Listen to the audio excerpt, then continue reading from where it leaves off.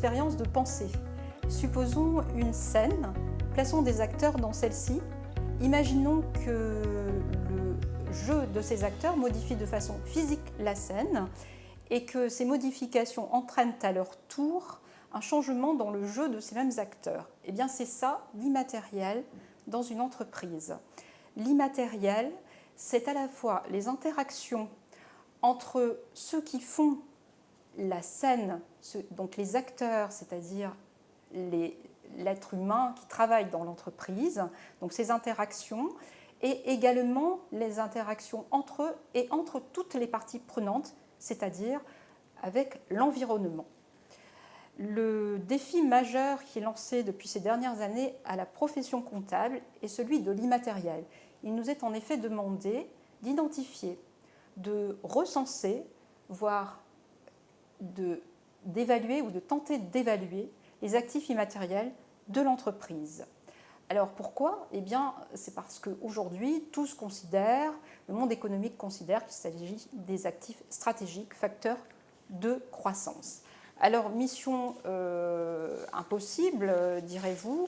Effectivement, à partir du moment où nous raisonnons dans le cadre conceptuel dans lequel nous sommes habitués à travailler, c'est-à-dire un cadre conceptuel très impacté par les normes financières, le référentiel normatif, nous ne parvenons pas à réaliser ce travail qui devrait déboucher sur une évaluation des immatériels. Notre cadre conceptuel est un cadre qui est dédié à l'information financière et avant tout financière.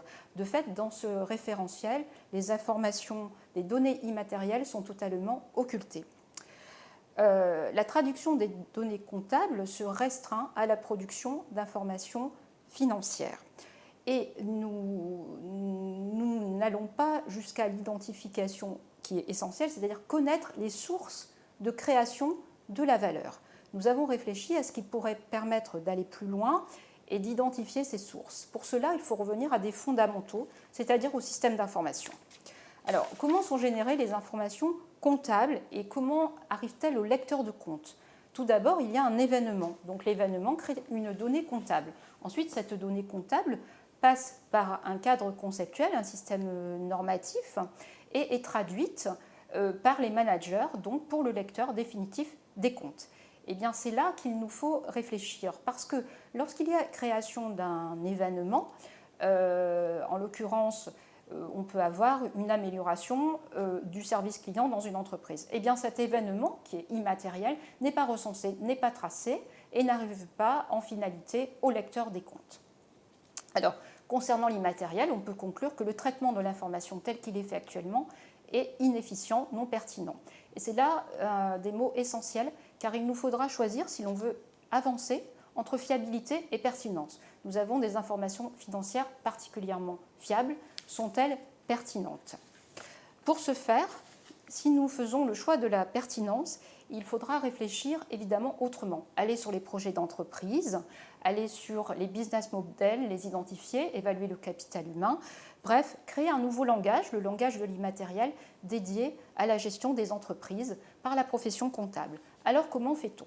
Il nous est apparu, en travaillant sur le sujet, que dans notre métier, nous étions également commissaires aux comptes et nous avions en notre possession une base de données unique, je dirais unique au monde, qui est alimentée par les dossiers des commissaires aux comptes. Les dossiers des commissaires aux comptes, ça représente 230 000 certifications par an, ça représente une masse d'informations concernant 14 millions de salariés en France.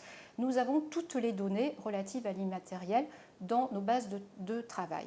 Il suffit d'anonymiser et compte tenu de l'importance et de la fiabilité des sources, puisqu'il s'agit d'une profession réglementée, il suffit donc d'anonymiser ces informations, de les traiter, de créer de nouveaux algorithmes, de les tester et enfin, et je dirais ce serait unique au monde, de réaliser un travail qui nous permettra, et ça les commissaires aux comptes le comprennent parfaitement, non pas d'être dans simplement des causalités, mais de les analyser. Donc cette source d'information qui est une mine pour l'économie pourrait être travaillée par le biais de l'immatériel et pourrait nous permettre de créer un nouveau langage, et ce pour toute la profession. Nous pouvons donc franchir une nouvelle étape et celle-ci serait une avancée majeure pour notre économie.